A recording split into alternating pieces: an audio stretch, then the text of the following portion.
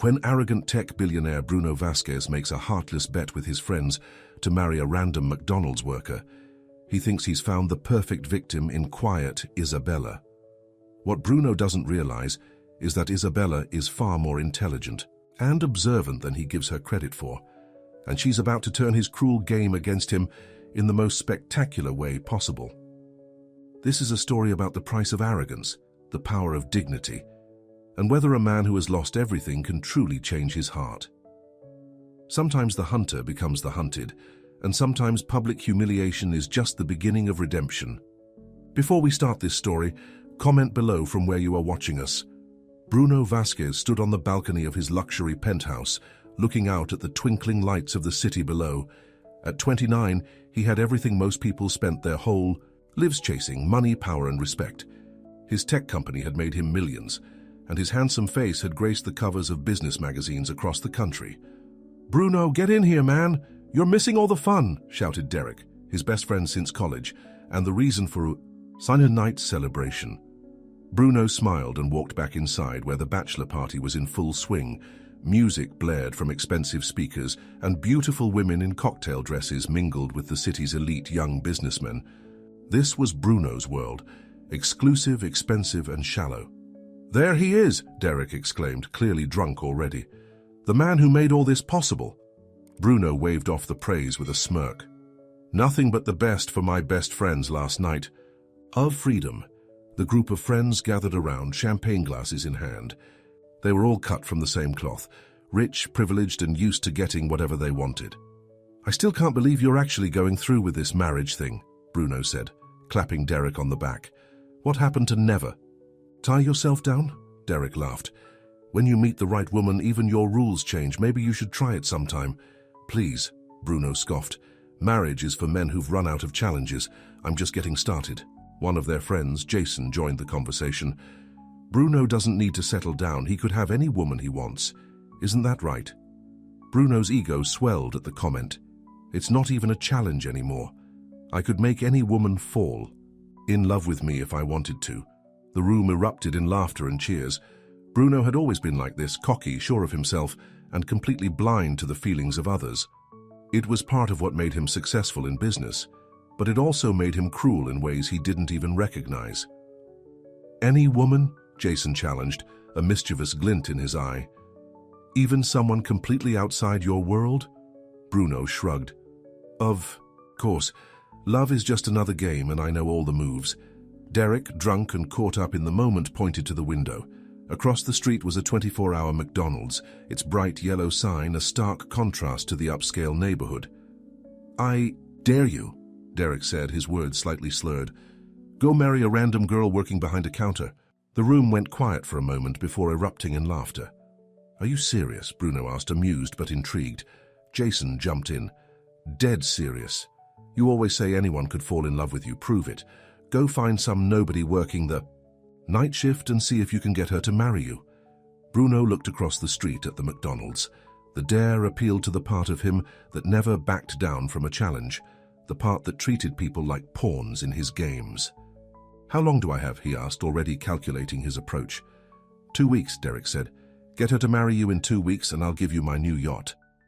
"And if you fail," Jason added, "you donate $1 million to charity." Bruno laughed. "I won't fail, but you're on."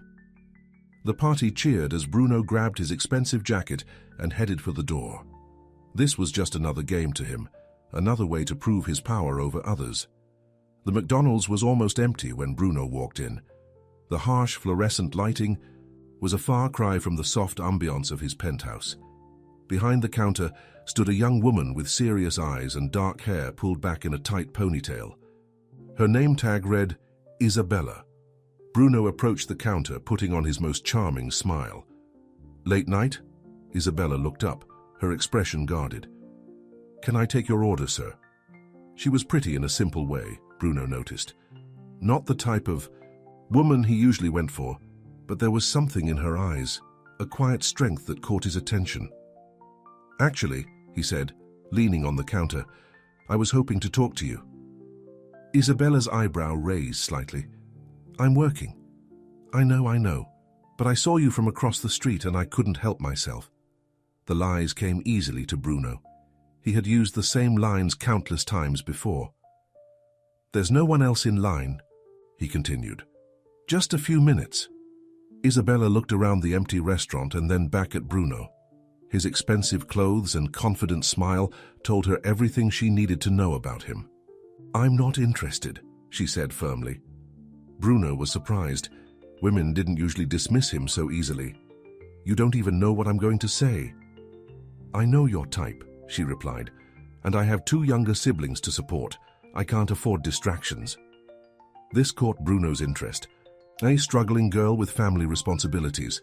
This could work in his favor for the dare. "I respect that," he said, softening his approach. "Family is important. I'm Bruno, by the way." "Isabella," she said, though she didn't need to. Her name. Tag had already told him that. "Beautiful name," Bruno said. "Listen, Isabella, I know this seems strange, but sometimes life brings people together in unexpected ways. Would you have dinner with me tomorrow? Just dinner, nothing else." Isabella looked skeptical. "Why would someone like you want to have dinner with someone like me?" Bruno's mind raced for a convincing lie. "Because I'm tired of fake people. Everyone in my world wants something from me. You're real, different." For a moment, Isabella's expression softened, and Bruno knew he had found the right angle. "Just dinner," he pressed. "If you hate it, you never have to see me again." After a long pause, Isabella nodded. "Fine. One dinner." Bruno smiled, already imagining the looks on his friends' faces when he won the dare. "I'll pick you up tomorrow at 7. Where should I meet you?" "I'll meet you somewhere," Isabella said, still cautious. "There's a diner on 5th and Main." "Not there," Bruno said quickly. "Let me take you somewhere nice. You deserve a break from fast food." Despite her reservations, Isabella agreed to meet him at an upscale restaurant downtown. As Bruno left the McDonald's, he couldn't help but feel a rush of excitement. The game had begun. The next evening, Bruno arrived at the restaurant early. He had chosen one of the most expensive places in the city, wanting to impress Isabella with his wealth. When she walked in, he almost didn't recognize her. Her hair was down now, falling in soft waves around her shoulders, and she wore a simple blue dress that brought out the warmth in her eyes. "How you look beautiful," Bruno said, standing to pull out her chair. Isabella sat down, clearly uncomfortable in the fancy setting. "This place is too much." "Nothing is too much for a hard-working woman like you," Bruno replied smoothly. "Tell me about yourself, Isabella, about your family." As they ate, Isabella slowly opened up. She told him about her parents who had died in a car accident 3 years ago, leaving her to care for her younger brother and sister. She worked 2 jobs to keep them in school and make ends meet. Bruno listened, finding himself genuinely interested, despite his ulterior motives. "That's incredible what you're doing for your family. Most people wouldn't sacrifice so much." "They're all I have," Isabella said simply. "You do what you have to do for the people you love." Love. The word reminded Bruno of why he was really there. He needed to accelerate his plan if he was going to win the dare. "What about you?" Isabella asked. "You haven't told me much about yourself." Bruno gave her a carefully edited version of his life. He mentioned his company, but downplayed his wealth. He talked about wanting to start over and find something real in his life. "I've made mistakes," he admitted, surprising himself with the touch of honesty. "I haven't always been a good person," Isabella studied him. "At least you can admit it. That's more than most people do." The evening passed quickly, and Bruno found himself enjoying Isabella's company more than he had expected. She was intelligent and had a quiet dignity about her that was different from the women he usually dated. Over the next week, Bruno continued his pursuit. He took Isabella to nice restaurants, sent flowers to her apartment, and even met her siblings, a sullen teenage brother and a bright-eyed 12-year-old sister, who looked at Bruno with suspicious eyes as if they could see through his act. On their 5th date, Bruno decided it was time to move things forward. They were walking through a park after dinner when he suddenly took her hands in his. "Isabella, I know this seems fast, but I've never felt this way before," he lied, looking into her eyes with practiced sincerity. "You've shown me what really matters in life." Isabella looked uncertain. "Bruno, We barely know each other. Sometimes you just know, he insisted. I want to take care of you, of your family. I want to give you the life you deserve. He got down on one knee, pulling out a diamond ring he had bought that morning. It was large and flashy, chosen to impress, not because it suited Isabella's simple taste. Will you marry me? He asked, aware of people watching them. Isabella stared at the ring, then at Bruno. He expected her to cry, to throw her arms around him like the other women he had dated would have done. Instead, she asked quietly, "Why me, Bruno?" "Really?" The question caught him off guard. For a brief moment, guilt flickered across his face, but he pushed it away. This was just a game, and he was close to winning. "Because you're special," he said. "Because with you I feel like I could be a better man."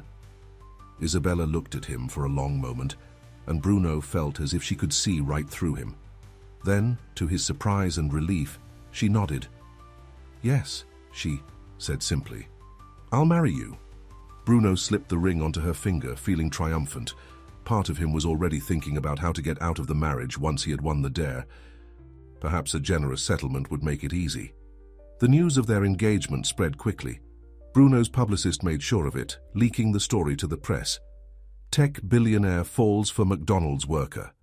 The headlines were exactly what Bruno had expected: sensational, dramatic, perfect for his image as an unpredictable playboy. His friends were shocked when they heard how quickly he had succeeded. "You actually did it?" Derek asked when Bruno showed him the newspaper coverage. I thought you'd give up after a few days. Never underestimate me," Bruno replied with a smirk. "The yacht is as good as mine." Jason leaned in, lowering his voice. "So, what's your exit strategy? Prenup, I assume?" Bruno nodded. "Of course. She'll get a nice settlement, enough to take care of her family. Everyone wins. Except her," Derek pointed out, "when she finds out it was all a game." For a moment, Bruno felt a twinge of something uncomfortably close to shame, but he brushed it off. She's getting a rich husband and financial security. Trust me, she's not complaining. The wedding was arranged for the following week, a small private ceremony that Bruno's publicist somehow managed to make look both exclusive and romantic in the press. Isabella wanted her siblings there, but otherwise seemed indifferent to the details. As Bruno stood at the altar waiting for his bride, he couldn't help but feel a strange mix of emotions. Part of him was excited to win the dare, but another part, a part he didn't recognize, felt uneasy about what he was doing. When Isabella walked down the aisle in a simple white dress, her eyes fixed on his, that uneasiness grew stronger. But it was too late to back out now. They exchanged vows, and Bruno found himself stumbling over the words. Isabella's voice, in contrast, was clear and steady as she promised to love and honor him. "You may kiss the bride," the officiant said. As Bruno leaned in to kiss Isabella, he caught a look in her eyes, something unreadable, something that made him wonder, just for a moment, if he had underestimated her. The thought passed quickly. He had won the dare. That was all that mattered. But as he led his new bride out of the chapel, Bruno Vasquez had no idea that his game was about to backfire in ways he could never have imagined. The morning after the wedding, Bruno woke up in his penthouse with a smile on his face. He had done it. He had won the dare. Derek's yacht would soon be his, and he had the pictures to prove his victory. Him and Isabella cutting the cake, exchanging rings, the works. He rolled over to look at his new wife, who was still sleeping. In the soft morning light, he had to admit she was beautiful in a natural way that most of the women in his circle weren't. Her dark hair spilled across the pillow, and her face looked peaceful. Bruno got up quietly and went to the kitchen to make coffee. His phone buzzed with messages from his friends, all congratulating him on winning the bet. He smirked as he scrolled through them. "Morning," Isabella's voice came from behind him. Bruno turned around, quickly putting his phone away. "Good morning, Mrs. Vasquez. Sleep well." Isabella nodded, looking around the massive penthouse with its floor-to-ceiling windows and modern furniture. "It's so quiet up here, like being in another world." "That's the point," Bruno said, handing her a cup of coffee. "We're above it all." "My brother and sister will be wondering how I'm doing," Isabella said. "I should call them." Bruno nodded. Of course, I was thinking we should bring them to live here with us. Isabella's eyes widened. Really, you'd do that? They're family now, Bruno said, surprising himself with the offer. He hadn't planned on this, but it seemed like a good way to keep Isabella happy while he figured out his next move. Thank you, Isabella said, genuinely touched. That means everything to me. Bruno felt a twinge of guilt but pushed it aside. I have some work to do today. Why don't you make yourself at home? My assistant will help you with anything you need. Over the next few days, Isabella's siblings moved into the penthouse. Miguel, the teenage brother, was sullen and suspicious of Bruno's motives. Lucia, the younger sister, was more open but still watchful. This place is huge, Lucia said, running from room to room. It's like a hotel. It's our home now, Isabella told her, but there was uncertainty in her voice. Everything had happened so fast, and sometimes she caught Bruno looking at her with an expression she couldn't quite read. Bruno had his assistant enroll the kids in expensive private schools and hired a driver to take them back and forth. He bought them new clothes and the latest gadgets, brushing aside Isabella's concerns about the cost. My wife's family deserves the best, he would say whenever she brought it up. But despite his generosity, Bruno kept Isabella isolated. He was always too busy to take her to his office or to introduce her to his business associates. When she mentioned wanting to meet his family, he made excuses about them living abroad. Besides, he would say, we have each other now, isn't that enough? Isabella didn't push it, but she noticed how Bruno never wanted her to leave the penthouse without him. He hired people to do the shopping and convinced her to quit her jobs at McDonald's and the cleaning service where she had worked mornings. You don't need to work anymore, he insisted. Your job is to enjoy life now. The media couldn't get enough of their story. Billionaire and fast food worker, a modern fairy tale, read one headline. Bruno's publicist made sure to release carefully staged photos of them looking happy together. When Isabella saw these stories, she would smile politely but say little. Bruno noticed that she never seemed excited about the attention or the luxury he provided.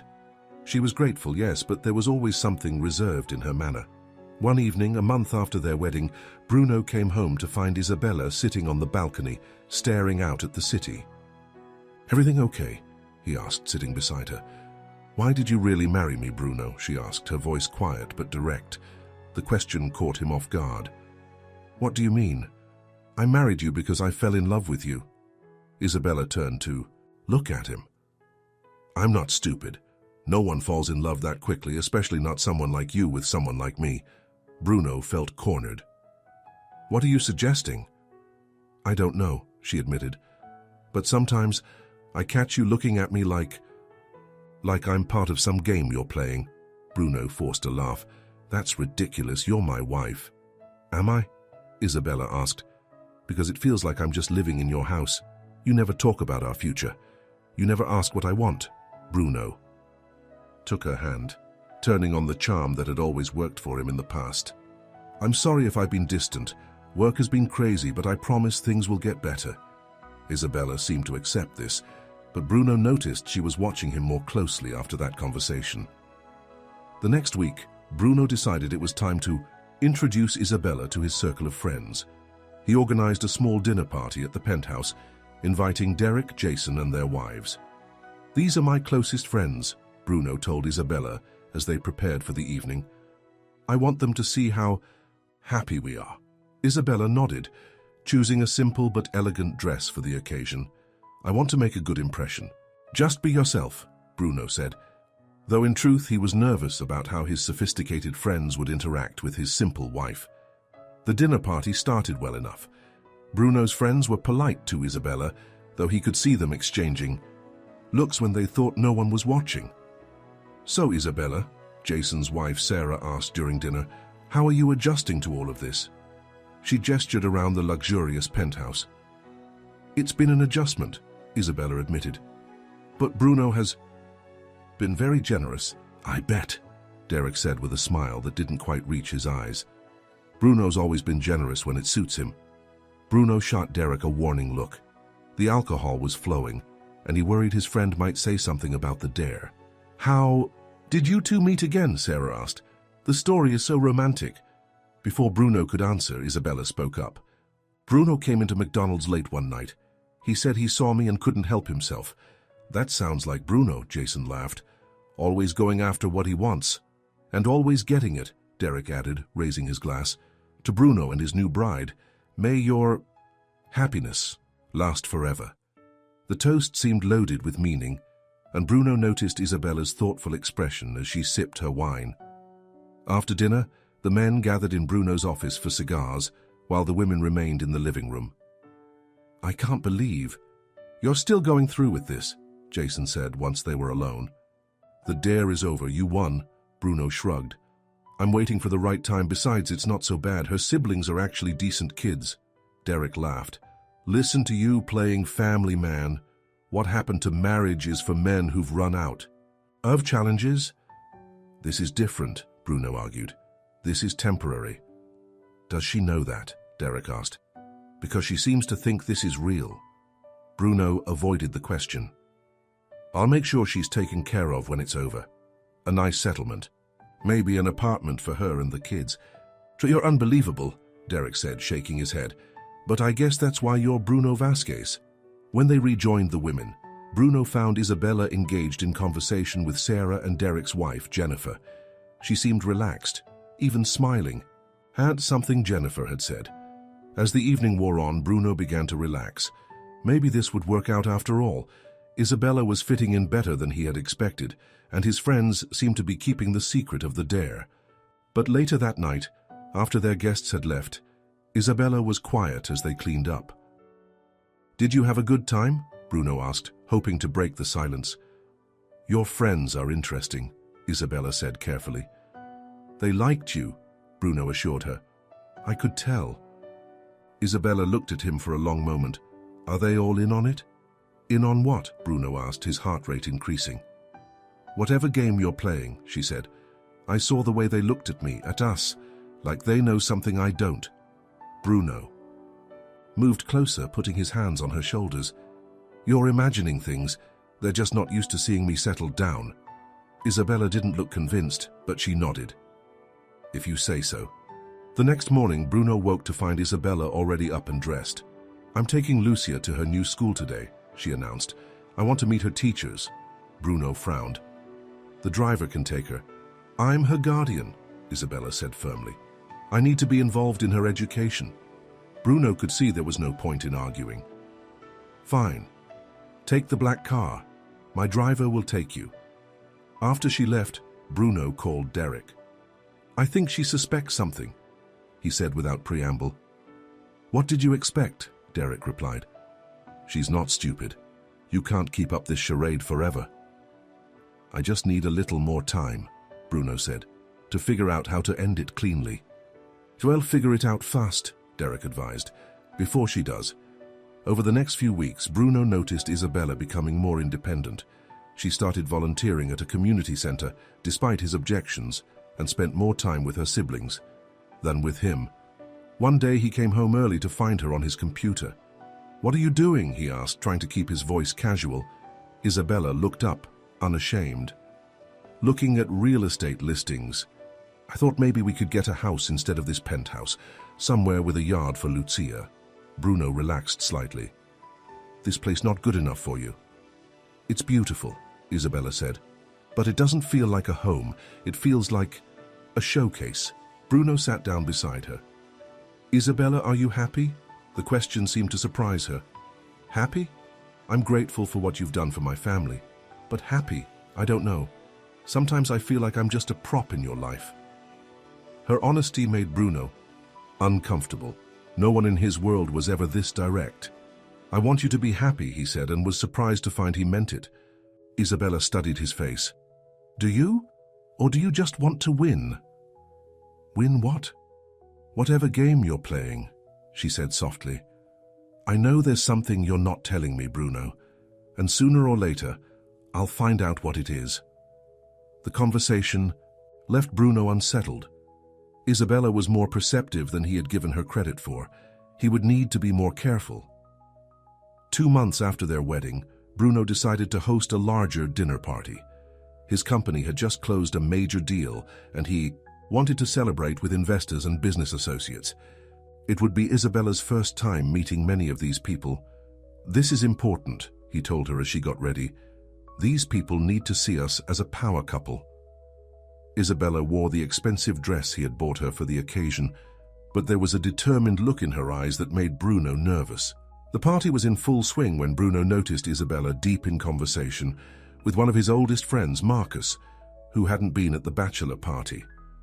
Marcus had always been the moral compass of their group, the one who disapproved of Bruno's more ruthless tactics. Bruno made his way over to them, putting a possessive arm around Isabella's waist. "I see you've met my wife." Marcus nodded, his expression unreadable. "She's not what I expected, Bruno." "Better, I hope," Bruno said with a forced laugh. "Different," Marcus replied. "Very different." As the evening progressed, Bruno made a point of keeping Isabella by his side. He introduced her to everyone as my beautiful wife, and told the story of their whirlwind romance again and again. Most people seemed charmed by Isabella's quiet dignity and obvious intelligence. Bruno found himself actually proud to have her by his side, but he couldn't shake the feeling that something was about to go wrong. Isabella was too calm, too composed, like she was waiting for something. Bruno had no idea how right he was, and he had no idea that the game he thought he was winning was about to come to a dramatic end. The lavish dinner party was reaching its peak. Waiters in crisp uniforms circulated with champagne and expensive hors d'oeuvres. The elite of the city's business world mingled in Bruno's penthouse, everyone eager to congratulate him on his latest business success. Isabella stood by his side, playing the role of the devoted wife perfectly. She smiled at the right moments, laughed at the right jokes, and kept her hand on Bruno's arm, just as he had instructed her to do. "You're doing great," Bruno whispered to her during a brief moment alone. "Everyone loves you." Isabella's smile didn't quite reach her eyes. "Is that what matters to you? What everyone thinks?" Before Bruno could respond, Derek approached them, slightly drunk and with a sly smile on his face. "The happy couple," he said, raising his glass. "Bruno, I have to hand it to you. You pulled it off." Bruno tensed. "Derek, maybe you should slow down on the champagne." Derek ignored him, turning to Isabella. "Has he told you about the yacht yet? The one he won by marrying you?" Bruno's face drained of color. "Derek, that's enough." But Isabella's expression remained calm. Too calm. "No, he hasn't mentioned any yacht. Why don't you tell me about it, Derek?" Derek looked between them, suddenly realizing he might have said too much. "It's nothing, just a business deal." "I see," Isabella said, her voice even. "Excuse me, I need to check on something in the kitchen." As she walked away, Bruno grabbed Derek's arm. "What the hell are you doing?" Derek shrugged. "Relax, she doesn't know anything. And even if she did, what would she do? Leave all this?" He gestured around the opulent penthouse. Bruno wasn't so sure. Something about Isabella's reaction had left him uneasy. In the kitchen, Isabella found a quiet corner and took out her phone. She looked at the screen for a long moment, then slipped it back into her pocket, her decision made. Meanwhile, Bruno was working the room, shaking hands with investors and accepting congratulations on his company's success. But his eyes kept searching for Isabella. When she finally reappeared, she was carrying a bottle of their most expensive champagne and had asked the waiters to provide everyone with a fresh glass. "What are you doing?" Bruno asked when she rejoined him. "I want to make a toast," Isabella said simply, "to celebrate your success." Bruno relaxed slightly. "Of course, that's thoughtful of you." Once everyone had a glass, Isabella gently tapped her spoon against her champagne flute. The room gradually quieted as all eyes turned to her. "First, I want to thank everyone for coming tonight," she began, her voice clear and steady. "It means a lot to Bruno and to me." Bruno smiled, pleased that his wife was making such a good impression. "I know many of you are wondering about our story," Isabella continued. "How a man like Bruno Vasquez ended up with a woman like me." The guests chuckled politely, and Bruno's smile tightened. This wasn't what they had discussed. "When Bruno came into McDonald's that night, I thought it was strange," Isabella said. "Why would a man with his wealth and status be interested in someone like me? It didn't make sense." The room had grown completely silent now, everyone hanging on her words. But he was so charming, so persistent. He told me he wanted something real, something different from the artificial world he lived in. Isabella looked directly at Bruno as she spoke, and I believed him. Bruno tried to catch her eye, to silently tell her to wrap it up, but she ignored him. "I just want to thank Bruno," Isabella said, raising her glass, "for teaching me exactly how much dignity is worth in this world." Bruno's heart began to race. These weren't the words of a grateful wife. "Turns out it's more than a dare," Isabella continued, her voice growing stronger. "More than a ring, and definitely more than a man who thinks love is a game." The room erupted in confused whispers. Bruno stepped forward, trying to salvage the situation. "Isabella, maybe we should—" But Isabella wasn't finished. She pulled her phone from her pocket and pressed a button. A voice filled the room, Bruno's voice, clear and unmistakable. "She really thinks I fell for her," the recording played. "Can you believe it? Wait till I tell her it was all a bet." The room gasped collectively. Bruno froze, recognizing the conversation he'd had with Derek and Jason on their wedding night. He had been drinking, bragging about his victory while Isabella was supposedly asleep. But she hadn't been asleep. She had heard everything, and she had recorded it. Isabella turned to face Bruno, her expression calm and composed. "You wanted to humiliate me, Bruno, but you forgot something. I've lived humiliation, poverty, rejection. You've only ever played at pain, and now you're going to feel it for real." She placed her champagne glass on the table and walked to the side table where her purse sat. From it, she pulled out a stack of papers and placed them in front of Bruno. "Annulment papers," she said simply. "I think fraud is the appropriate grounds, don't you?" Bruno stared at the papers, then at Isabella, unable to form words. The room around them had erupted in shocked conversations and furious typing as guests updated social media. Marcus, Bruno's more principled friend, stepped forward. "Isabella, do you need a ride somewhere?" "Thank you," she said with dignity. "I would appreciate that. I just need to get my siblings." As Isabella walked toward the bedrooms to collect Miguel and Lucia, Bruno finally found his voice. "Isabella, wait, let me explain." She turned back to him, her expression not angry, just disappointed. "There's nothing to explain, Bruno. It was all in the recording. A dare, a bet, a game, that's all I ever was to you." "It started that way," Bruno admitted, aware that everyone was watching them. "But things changed, I changed." Isabella shook her head. "No, you didn't. If you had, you would have told me the truth yourself." Miguel and Lucia appeared with their bags already packed. Bruno realized with a sinking feeling that Isabella had planned this entire night carefully. "Where will you go?" Bruno asked, suddenly concerned about the family he had come to care for despite himself. "Don't worry about us," Isabella said. "We survived before you and we'll survive after you." As Isabella led her siblings toward the door, the guests parted to let them through, many looking at Bruno with undisguised disgust. "Isabella," Bruno called, after her one last time. "I'm sorry." She paused at the door. "No, you're not, Bruno. You're just sorry you got caught." And with that, she was gone, leaving Bruno standing alone in a room full of people who had just witnessed his complete humiliation. The fallout was immediate and brutal. Before Isabella had even reached the ground floor, videos of her confrontation were already going viral online. By morning, the dare that ruined him was trending, and Bruno's reputation was in free fall. Investors began calling emergency meetings. The company's stock plummeted. Sponsors and partners distanced themselves, not wanting to be associated with someone who would treat another human being so callously. Bruno sat in his empty penthouse, surrounded by the remains of the party, half-empty glasses and scattered napkins, and watched his empire crumble on social media. His phone rang constantly, his publicist, his lawyers, his business partners, all demanding explanations and damage control. Derek called too. "Bruno, man, I'm sorry. I had no idea she knew." "It doesn't matter," Bruno said flatly. "It's over. Everything's over." "Not necessarily," Derek argued. "We can spin this. Say it was a misunderstanding, that the recording was taken out of context. She has the whole conversation, Derek. There's no spinning this." After hanging up, Bruno walked out onto his balcony and looked down at the city below. For the first time in his life, he felt truly alone. The penthouse, that had once represented his success, now felt like a prison. He tried to call Isabella, but her number had been disconnected.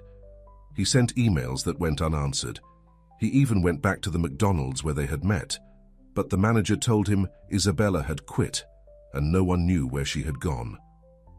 Meanwhile, Isabella's story was capturing hearts across the country. She had gone from being the McDonald's girl to a symbol of dignity and self-respect. Talk shows wanted interviews, publishers offered book deals, and women's organizations invited her to speak. At first, she declined them all, focusing instead on finding a new place to live and getting her siblings settled. But eventually, she agreed to one interview with a respected journalist, not to attack Bruno but to tell her own story. "I don't hate him," she said when asked about Bruno. "I feel sorry for him. He has everything money can buy, but he doesn't understand what really matters in life." When asked if she had loved him, Isabella paused before answering. "I wanted to," she admitted. "There were moments when I thought maybe, just maybe, he was becoming the man he pretended to be. But you can't build love on lies." The interview only made things worse for Bruno. His friends began to avoid him, embarrassed to be associated with his scandal. Business associates cancelled meetings, citing scheduling conflicts. Even his own board of directors suggested he take a leave of absence until the controversy died down. One evening, about a month after Isabella had left, Bruno received a visit from Marcus. "You look terrible," Marcus said bluntly when Bruno opened the door. Bruno shrugged. He hadn't shaved in days, and his usually immaculate appearance had given way to wrinkled clothes and bloodshot eyes. "What do you want, Marcus? Come to gloat?" "No," Marcus said, following Bruno into the penthouse. "I came to see if you've learned anything from all this." Bruno laughed bitterly. "Oh, I've learned plenty. I've learned that people will desert you the moment you're no longer useful to them. I've learned that one mistake can erase years of success." "That's not what I meant," Marcus said quietly. "Have you learned anything about yourself? About the kind of man you want to be?" Bruno was silent for a long moment. "I miss them," he finally admitted. "Not just Isabella, but Miguel and Lucia too. I miss the noise they made, the way they argued over the remote, the way Lucia would ask me to help with her homework." Marcus nodded. "You had a family, Bruno, a real one, and you threw it away for a bet." "Don't you think I know that?" Bruno snapped. "Don't you think I've replayed every moment, wondering what would have happened if I'd just told her the truth?" "Maybe you should tell her that," Marcus suggested. "She won't talk to me," Bruno said, "and I don't blame her." "So what are you going to do?" Marcus asked. "Hide in here forever?" Bruno looked around his empty penthouse. "I don't know. For the first time in my life, I don't have a plan." After Marcus left, Bruno sat alone in the dark, thinking about everything he had lost. Not just his reputation or his business success, but the chance at something real, something he hadn't even known he wanted until it was gone. He pulled out his phone and looked at the last photo he had of the four of them. Him, Isabella, Miguel, and Lucia, taken during a rare moment of genuine happiness. They had been playing board games, and Lucia had insisted on a selfie to commemorate her victory. In the photo, Isabella was laughing, her head thrown back, more relaxed than he had ever seen her, and he was looking at her with an expression he hadn't recognized at the time but now understood perfectly. It was love. Not the shallow infatuation he had felt for other women, but something deeper and more genuine. Something he had ruined with his pride and his games. Bruno set down his phone and walked to the window, watching as the lights of the city came on one by one. Somewhere out there, Isabella was starting a new life without him, and he was left, alone with the knowledge that he had lost the only thing that had ever really mattered. The dare had ruined him, but not in the way anyone could have predicted. It had ruined the man he used to be, leaving behind someone who finally understood the true cost of treating people like pawns in a game. The question now was whether it was too late to become someone better, someone worthy of a second chance, someone who might someday earn back the trust of the woman he had so carelessly hurt. Bruno didn't know the answer, but for the first time in his life, he was willing to try to find out. 3 months had passed since the night Isabella had walked out of Bruno's life. Spring had given way to summer, and the city sweltered under a relentless sun. But Bruno barely noticed the weather. He had more important things on his mind. The day after Isabella left, Bruno had signed the annulment papers without argument and made sure she received a generous settlement, not because he wanted to buy her silence, it was too late for that, but because he wanted to do at least one right thing for her. His company had survived barely after he'd stepped down as CEO and appointed a respected industry veteran to take his place. His fortune had taken a hit, but Bruno found he cared less about money than he once had. What he cared about was making amends, not just to Isabella, but to everyone he had hurt with his arrogance and selfishness over the years. He started with his employees, personally apologizing to those he had mistreated and instituting new policies that prioritized work-life balance over profit.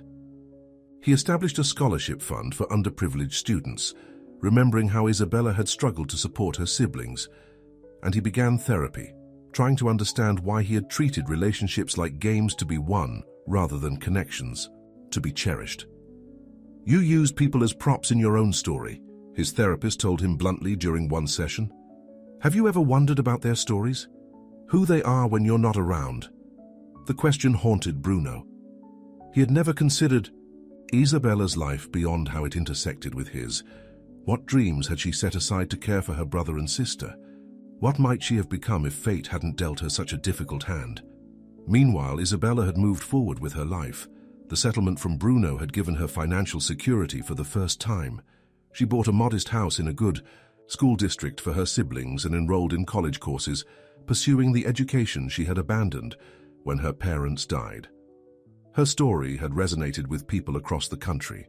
A women's magazine had featured her in an article titled "Dignity Over Diamonds," and she had been invited to speak at events about self-respect and resilience. "I don't see myself as a victim," she told one interviewer. "I see myself as someone who refused to be one." Bruno read every article, watched every interview, hungry for glimpses of Isabella's new life. She never spoke harshly about him, which somehow made him feel worse. Her quiet dignity was a constant reminder of everything he had thrown away. One rainy Tuesday, Bruno was leaving his therapist's office when he ran into Marcus. "You look better," Marcus observed. "Less like a man who's given up." Bruno nodded. "I'm trying to change, really change, not just for show." "Good," Marcus said, "because she's doing well, you know." Bruno's heart skipped. "You've seen her?" "I've been helping her with some legal matters," Marcus admitted. Setting up a foundation with part of her settlement money. She's using it to help single parents get education and job training. "That sounds like her," Bruno said, smiling despite the ache in his chest. "She asks about you sometimes," Marcus added. Bruno looked up, surprised. "She does?" "Don't get your hopes up," Marcus warned. "She's just making conversation, but she doesn't hate you if that matters." It did matter, more than Bruno wanted to admit. "Do you think?" Bruno hesitated. "Do you think she would ever talk to me? Just once?" Marcus studied him for a long moment. "Why? What would you say to her?" "The truth," Bruno said simply. "For once in my life, the complete truth." Marcus sighed. "I'll ask her, but don't expect anything." 2 weeks later, Bruno's phone rang with a number he didn't recognize. When he answered, Isabella's voice came through, calm and composed, just as he remembered. "Marcus said you wanted to talk to me," she said without preamble. Bruno sat down, his legs suddenly unsteady. "Yes, thank you for calling. I can give you 15 minutes, Isabella said, that's all." "That's more than I deserve," Bruno replied honestly. "How are you, Isabella? How are Miguel and Lucia?" "We're fine," she said, her voice softening slightly at the mention of her siblings. "Miguel's starting high school in the fall. Lucia's joined a soccer team." "That's good," Bruno said, remembering how Lucia had always been full of energy, needing space to run and play that his penthouse couldn't provide. "And you? Marcus mentioned you started a foundation." "Yes, and I'm taking classes, psychology and business. You'll be good at that," Bruno said, meaning it. You always understood people better than I did. There was a pause.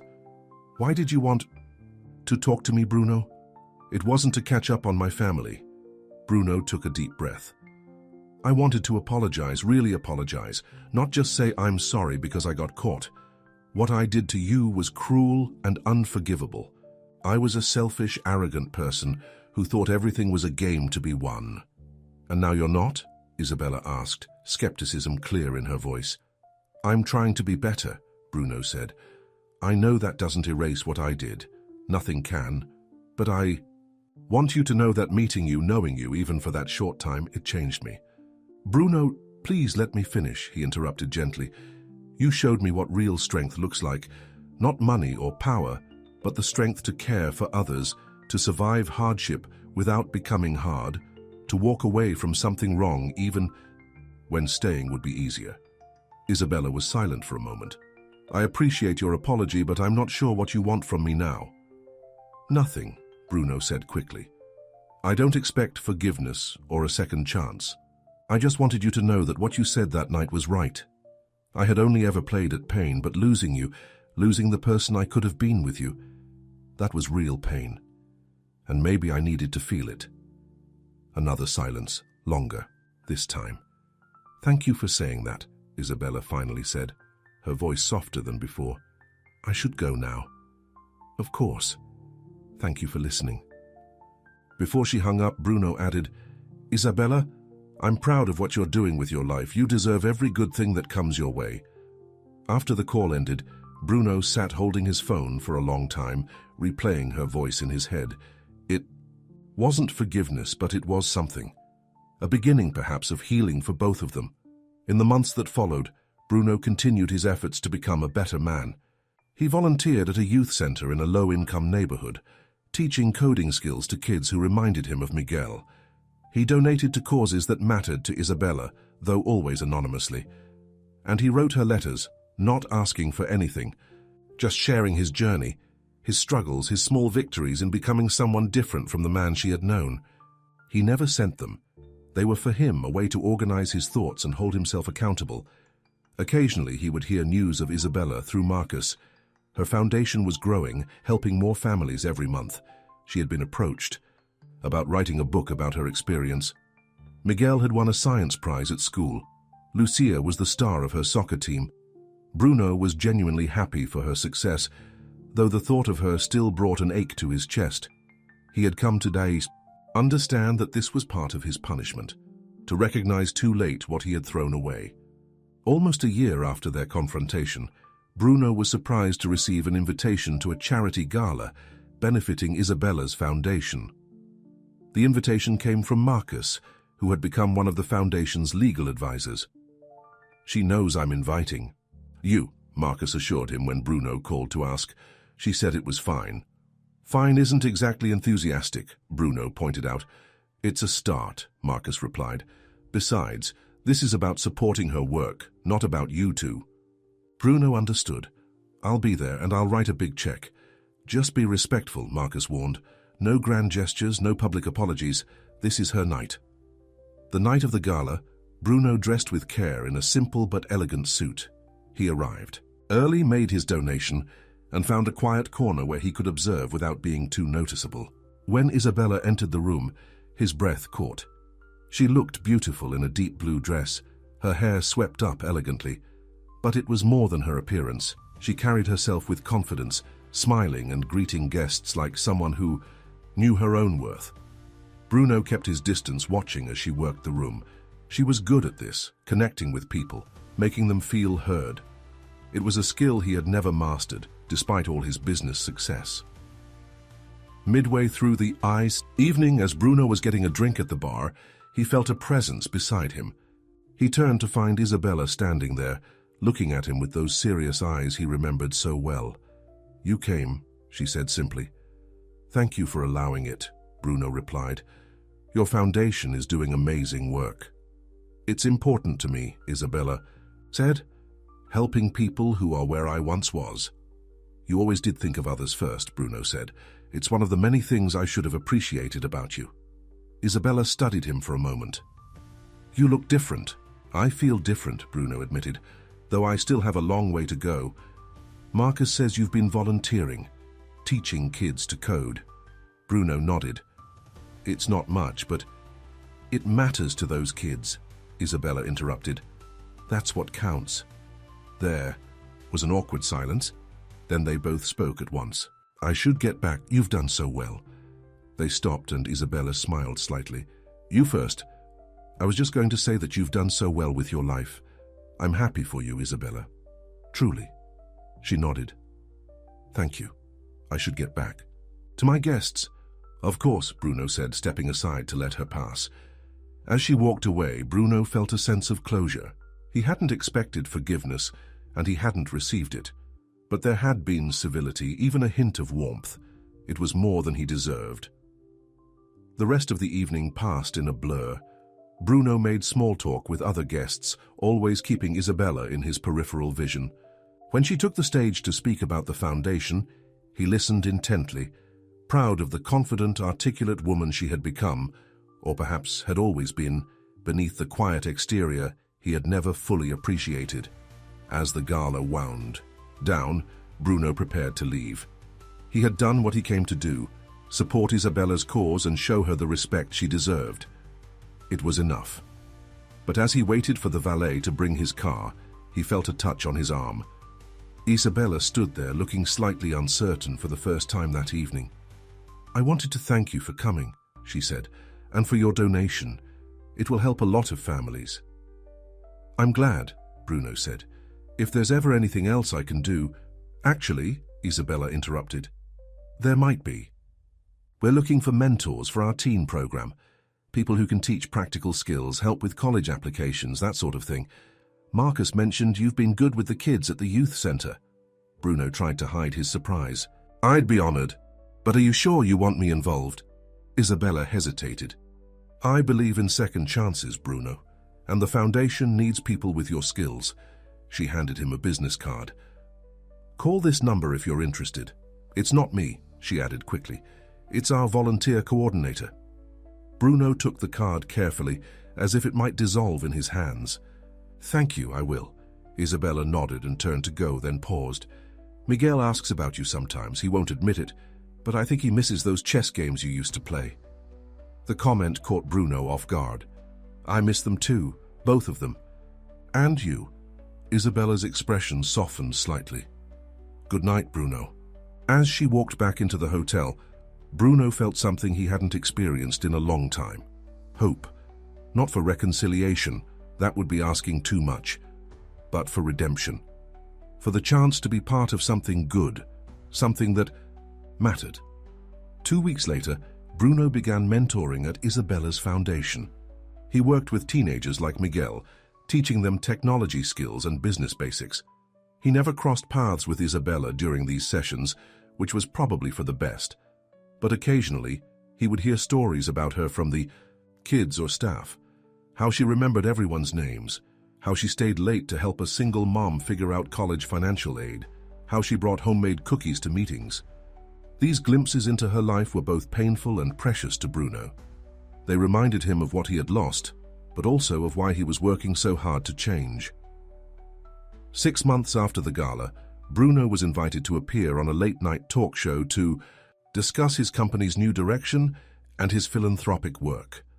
He was reluctant at first, wary of the public eye after his humiliation, but his PR team convinced him it was time to re-enter society. The interview went better than expected.